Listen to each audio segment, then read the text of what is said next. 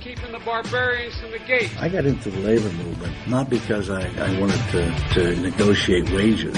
I got into the labor movement because I saw it as a vehicle to do massive social change to improve the lots of people. Let's take these son of a out and give America back to America where we belong. Thank you very much.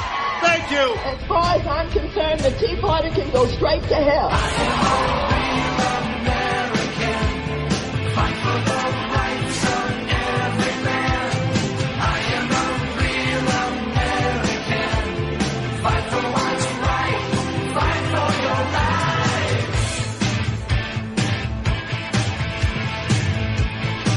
Welcome in. Start of hour number 2 on this Monday.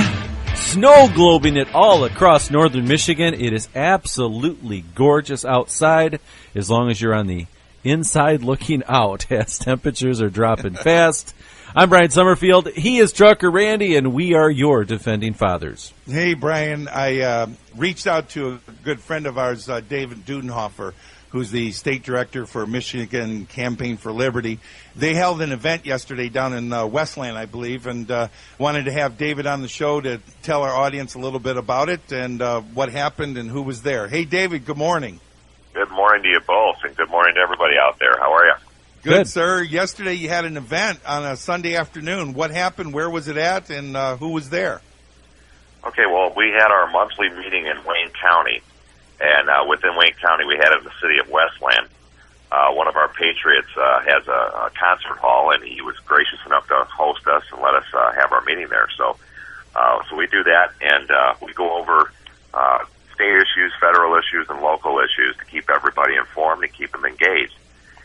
So we do this monthly, and this month we did our issues. But in addition to that, we had an open mic session for folks to come on down and speak their piece. And two individuals that came down were the two candidates, well, I should say one candidate and one representative of another candidate for our GOP state party chairman. And so that was a representative from Bob Schostak's office, and we had the candidate, Todd Courser, came down. And so we allowed them their time to speak. And then our signature issue at Campaign for Liberty was one issue, so we gave them one question, we allowed them to answer, captured it on video, blasted it out there for YouTube to everybody to see. And that issue is, of course, the fact that the taxpayers are essentially on the hook for these primaries. And last year, we spent about $10 million funding these primaries to select the nominee from the party to present to the general public for the general election. And so we asked, why is it that we're spending this kind of money on something that's essentially a private activity? You've got a private organization lobbying government and being subsidized to do so, and that's just something that should not happen. So we posed that question. Go ahead. Well, a question on that point, what you just said for clarification, is you mentioned private organization for the Republican Party and the Democrat Party, but aren't they part of government? Aren't they part of what us taxpayers pay for when we put our government together? Basically, we have two major parties that it seems like forever has always been either a Republican or Democrat, always gets elected to be county commissioners or township supervisors or state reps or senators or presidents, some U.S. senators. Something is always from these two parties. Isn't that all part of government? No, it's not. These folks come from that private organization and get elected to a government position, but they themselves are a private organization. And so they really, for their activity, we should not be subsidizing their activity to present their nominee for an election to a government position. In other words, we choose them, but it doesn't have to be either one of those two parties. That just reiterates that point. I mean, we should just, we should remember that when we're electing these people, it doesn't necessarily have to be a Democrat or Republican. It could be from another party. And if they were part of government, then why is it that the other parties are not involved in this? In other words, why is the Libertarian Party, why is the Green Party, why are they not being subsidized as well?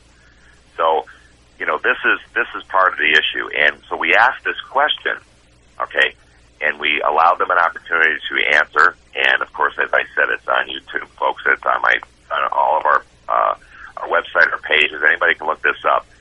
The answer that we got from the representative's office for Bobby Schostak for chair was essentially that it was on us as state committee members. And in a sense, he's right, okay? But the chairman does have a vote. The chairman does have a voice. The chairman does have the ability to influence, okay? And so when Todd Courser came out, he was asked the same question, and the answer that he gave was that he absolutely agrees and that he would work towards ending tax-funded primaries in the state of Michigan. And that's essentially what happened. Okay, and we put that video on our You're Defending Fathers Facebook page as well. It's right there at the top. People can click on it. It's only a couple-minute video, and you captured it really well on video. But to get into the meat of it a little bit deeper here, so what you're saying basically is the $10 million that you referred to for the Republican primary, that came right from us, the taxpayers of the state of Michigan. It did. And it was not people that were maybe even not even Republicans then basically helped pay for that primary. Absolutely. And in this case, you say it was for Republicans. In this case, it was because the Democrats already had their candidate. So they really had no reason to go out. But let's just say that it was, John McCain was president, okay? Then the $10 million would have still been spent. It just would have been in reverse. The Democrats would have been out there selecting their nominee, and we would have been sitting. They already do that. The Democrats already do that. Yeah, but so in a sense, it's for everybody. But as you said, it's open to see in Michigan. You don't register by party; you're an individual in Michigan, which is great. But what it allows all sorts of people to come in and help a party select their nominee. Our contention is, as an organization, we believe that should be something done within. Because as a precinct delegate, you're supposed to be a high information voter. You're supposed to have a knowledge about these candidates that perhaps the general public does not. You're supposed to be presenting your party's nominee to the general public and allow the general public to choose between candidate A or B from the two major parties. I don't think people realized how expensive it all was. I think a lot of focus got put on it during the 11th Congressional District, just absolute mess with all the special elections and redistricting and everything because of Thaddeus McCotter. Right. Now let's talk about that. That was $1 million for that special election. I think just over $1 million, what I understand. And here's a representative, an established representative, that was caught essentially, gerrymandering the process and essentially copying signatures. Okay, and yet the taxpayer is stuck with the bill because of his mistake. Now, to me, logic would tell me we should take the bill and give it to Mr. McCotter. Yes, he's the reason why this happened. But here again, this is part of the problem. And we're already a cash-strapped electorate. Why are we paying for these kind of activities? I was asked this question on a message board last night, or one of my Facebook pages, about getting rid of the funded primaries, taxpayer-funded primaries. But it seems to be there's two schools of thoughts out there. One would either be doing it as a caucus, or one doing it as a convention. Can you give us an easy definition between the two different methods? The caucus, you could essentially meet up within your districts. It could be in one of the precinct delegates' homes. It could be in a school, okay? And your precinct delegates would get together and essentially put names in a hat. And they would pick their candidate that way. And then they would report back to state party what they had. And, at the end of the day, you'd have all of these decisions would be made. You're not saying just blindly pick a name out of the hat. No. I'm saying let's say you have 5 candidates, okay? Right. 5 candidates. You write down the name of your candidate on a scratch sheet of paper. I mean, it can be just that simple. All right, throw them into a hat, and then we just start counting. I mean, it can really be. So you're saying as a ballot, throw the names in the box, and then get it out and start counting out who the precinct delegates voted for out of your particular precinct. Essentially, yeah, you could do it that way, or you could have you could have one sheet of paper with all the names on it. Then you could have the precinct delegate. You know, you could assign. Let's just say you could number the pieces of paper or the forms, and then every delegate would get their numbered form, and they could have their name on it. They could circle the candidate that they wanted. They could put these forms into a box, and again, you're counting out. Let's say you got 100 delegates. Now, the only caveat to that, though, David, I mean, we're here in northern Michigan right now, okay? We've got a foot of snow. It's gray. It's ugly. It's snowing out here. Sometimes a lot of these candidates don't make it to northern Michigan. Maybe perhaps before we'd be wanting to vote for them, even though we're, like you say, higher informed people being elected precinct delegates, maybe we'd want to go to a convention where we could hear these guys talk to verify some of the things we've heard about them up here. We want to go down and verify for ourselves and hear it right out of their mouths, and then vote actually together in a convention setting like we do for Attorney General and Secretary of State. Absolutely, and there's your second option. You can do it that way as well. But either way you go, these folks are going to have the same amount of time that they have during the primary process to make their way up to you, to speak to you and your folks in a meeting setting or in someone's home, what have you. So that doesn't change. What does change between a primary, and let me make this clear, I don't care if it's an open primary or a closed primary, it's still a primary. And the closed primary setup is just as bad as the open primary. Because you can still have folks come in and participate that you perhaps don't want to. And again, you're selecting your nominee from your party that you as a delegate committed to joining, or as you as a member committed to joining, and you pay your money, you pay your dues, and you belong to that party. That'd be like belonging to an Elks Club and having somebody from another club choosing your leadership. You know, it just doesn't make any sense. Now, I don't care if it's a caucus or a convention setting, the precinct delegates are making that selection, okay? So what that does is it drives up membership. And think about this. How many empty spots do we have for precinct delegates all over the state of Michigan? Mm-hmm. Sure. Now, I'm from Detroit. You can imagine what my precinct delegate situation looks like. Oh, it's probably a ghost town.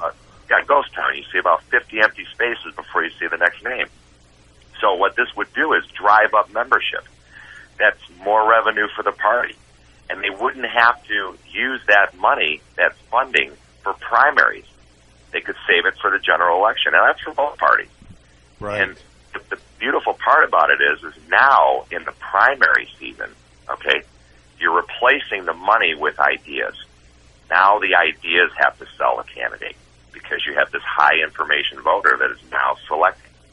And now you're going to have a better quality of candidate coming from essentially both parties to go to the general election, and then the general public gets to choose between those. Or, again, a third-party candidate, fourth-party candidate, what have you. Well, the other benefit I see to this, David, is this would eliminate a lot of those TV commercials we have to sit through during Tiger baseball games prior to these August primaries. They would basically stop because they wouldn't be wanting to get that big mass appeal out. They'd be focused on getting the information directly to us. Not only that, but it also takes the press out of it, because now we're not as delegates, we're not going to be influenced by the press. We know these people. We've met them, we've talked to them. So it also, you also have to think about this too. Folks that fund these parties generally have a lot of money, but they have a lot of money because they're smart. They didn't get to be wealthy because they're not smart. So they're not going to want to put their money into something that they feel like they're wasting their money on. Now, if they know that the parties are doing the right thing by them, they perhaps might donate a little bit more because they know that that money's going to go to something good and not just a bunch of commercial ads beating up on fellow Republicans or fellow Democrats, you know. And so I just think overall it's a win-win for everybody. It's a win for the taxpayer. It's a win for the party. It's a win for the delegates. And it's a win for the candidates. Excellent. So this is, and there's a Facebook page too. If folks want to go and chime in on just this issue, it's no tax dollars for party affairs. No tax dollars for party affairs on Facebook. If folks want to come on and just put in their 2 cents, chime in, but we're going to put some articles out there to reinforce exactly what we're talking about here on the show. And let's get folks involved on this issue. Let's get them fired up about it. Sounds good. Thanks a lot for calling in, David. We're late for a break, but appreciate you calling in, and we'll have conversation about it this morning. Thank you. Thanks, Thank David. you, David. Stick around. More to come. We are your defending fathers. At 106.3 Patriot Voice, we stand behind our country's banner and look to help our fellow citizens band together for liberty. Stand against those who want to control us. Support our liberty and help by putting your business's message on 106.3 Patriot Voice. You'll be amazed at how we can do positive things together. Call me for more information. Greg Marshall at 231-347-4382. Let's do it together. 231-347-4382. If you own a home,